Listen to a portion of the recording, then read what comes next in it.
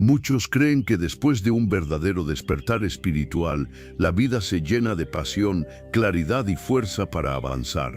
Pero la Biblia y la historia humana nos muestran algo mucho más inquietante. En realidad, después de que Dios abre tus ojos, puede llegar una etapa donde pierdes toda motivación.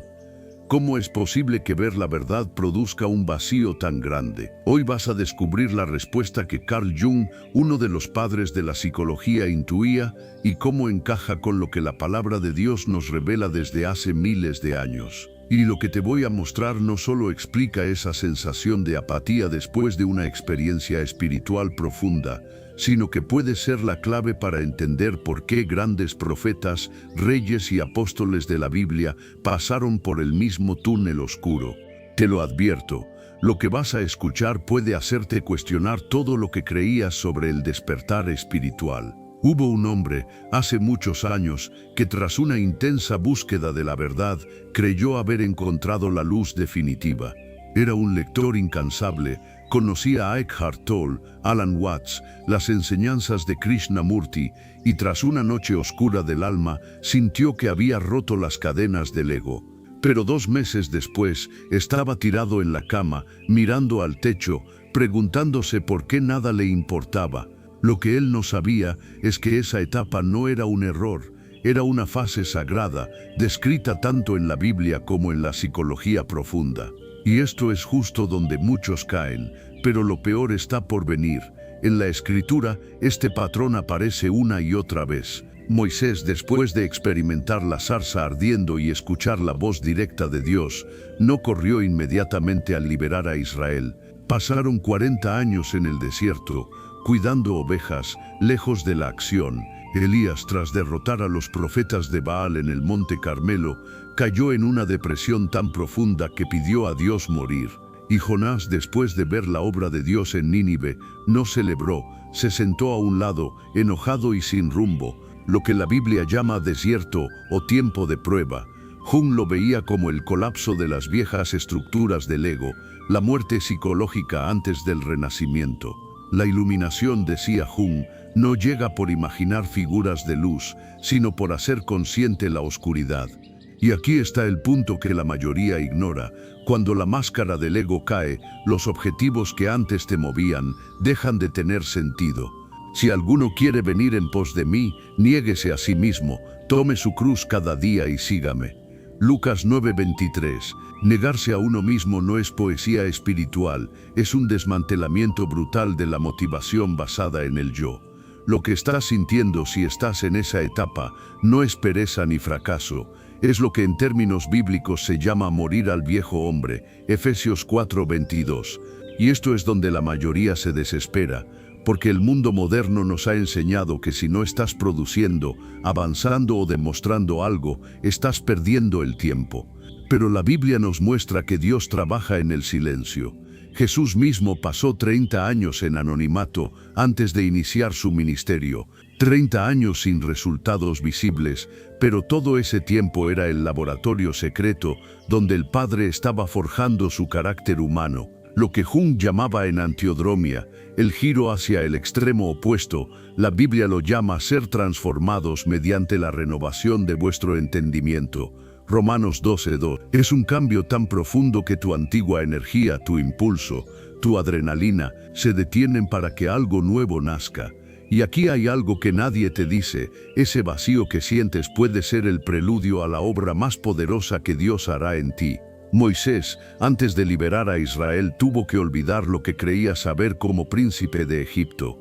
Elías, antes de escuchar el susurro apacible de Dios, tuvo que ser quebrantado emocionalmente en el desierto. Pablo, después de su encuentro con Cristo camino a Damasco, no salió predicando inmediatamente a todo el mundo, pasó años en Arabia en un proceso oculto. Gálatas 1:17, y esto es justo lo que muchos no soportan y abandonan. Se van a buscar la próxima emoción espiritual, la próxima experiencia que les devuelva esa chispa. Pero lo peor está por venir si haces eso, porque saltarte el vacío es saltarte la transformación real. En la psicología junguiana, esta etapa es necesaria para la individuación, el proceso de integrar las partes inconscientes y convertirse en un ser completo. En la Biblia, este mismo proceso se describe como ser perfeccionados en Cristo. Hebreos 13:21. El ego se resiste porque quiere una misión clara, reconocimiento, resultados. Pero Dios quiere que vivas desde un combustible distinto, no adrenalina, sino obediencia. Y esto duele. Dios poda al que lleva fruto, para que lleve más fruto. Juan 15:2. Poda significa cortar lo que crece, incluso lo que parecía bueno. Por eso, cuando el Señor está llevándote a otro nivel, no siempre sientes expansión, a veces sientes pérdida. Lo que Jung observó y que la Biblia confirma es que este tiempo muerto es un reposo ordenado por lo alto. El Salmo 46:10 dice: «Estad quietos y conoced que yo soy Dios». No dice, sigan haciendo para conocerme, sino deténganse. Y en ese detenerse, el alma se enfrenta con lo que ha estado evitando. Miedos antiguos, heridas no resueltas, deseos ocultos. Jung diría que si escapas de esta oscuridad, escapas del oro. En lenguaje bíblico, si rehuyes el crisol, nunca saldrás purificado como el oro. Jung 23:10. Lo que el Espíritu está haciendo en ti ahora no es darte un plan de 5 años, es reprogramar tu corazón para que ya no vivas según la carne, sino según el Espíritu. Romanos 8:5. Aquí es donde el enemigo intentará convencerte de que nada importa, que todo es ilusión, que es mejor desconectarse y flotar, pero eso es una trampa. La Biblia advierte en Gálatas 6:9, no nos cansemos pues de hacer bien, porque a su tiempo segaremos si no desmayamos. El tiempo de siembra es oculto, lento y silencioso, y es ahí donde muchos caen, pero lo peor está por venir si en ese silencio decides volver atrás. Recuerda, Israel salió de Egipto por milagro de Dios, pero en el desierto muchos quisieron regresar a la esclavitud, porque la libertad les parecía demasiado vacía sin el viejo sistema. Si entiendes este proceso, dejarás de medir tu vida por la velocidad o la productividad, y empezarás a medirla por la profundidad de tu raíz en Dios. Jung lo llamaba vivir simbólicamente, actuar desde lo que resuena con tu ser más profundo. La Biblia lo describe como ser guiado por el Espíritu y no por la carne. El resultado no es una motivación frenética, sino una devoción tranquila, como la de María sentada a los pies de Jesús, eligiendo la buena parte, Lucas 10:42, mientras Marta corría afanada. Y cuando la motivación vuelve, se siente distinta. Ya no buscas impresionar, sino expresar lo que Dios ha depositado en ti.